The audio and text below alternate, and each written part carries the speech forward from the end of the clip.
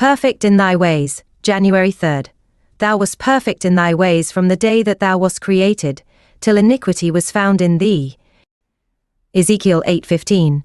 So long as all created beings acknowledged the allegiance of love, there was perfect harmony throughout the universe of God. It was the joy of the heavenly host to fulfill the purpose of their Creator. They delighted in reflecting His glory and showing forth His praise. And while love to God was supreme, love for one another was confiding and unselfish. There was no note of discord to mar the celestial harmonies, but a change came over this happy state. There was one who perverted the freedom that God had granted to His creatures. Sin originated with him who, next to Christ, had been most honored of God, and was highest in power and glory among the inhabitants of heaven. Lucifer, son of the morning, was first of the covering cherubs, holy and undefiled. He stood in the presence of the great Creator, and the ceaseless beams of glory enshrouding the eternal God rested upon him.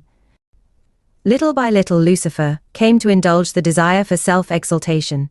Though all his glory was from God, this mighty angel came to regard it as pertaining to himself. Not content with his position, though honored above the heavenly host, he ventured to covet homage, due alone to the Creator.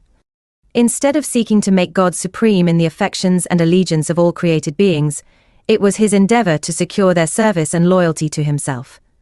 And coveting the glory with which the infinite Father had invested his Son, this Prince of Angels aspired to power that was the prerogative of Christ alone.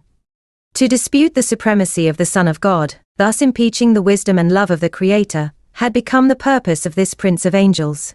To this object, he was about to bend the energies of that master mind, which, next to Christ's, was first among the hosts of God.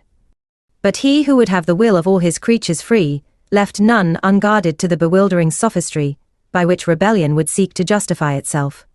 Before the great contest should open, all were to have a clear presentation of his will, whose wisdom and goodness were the spring of all their joy.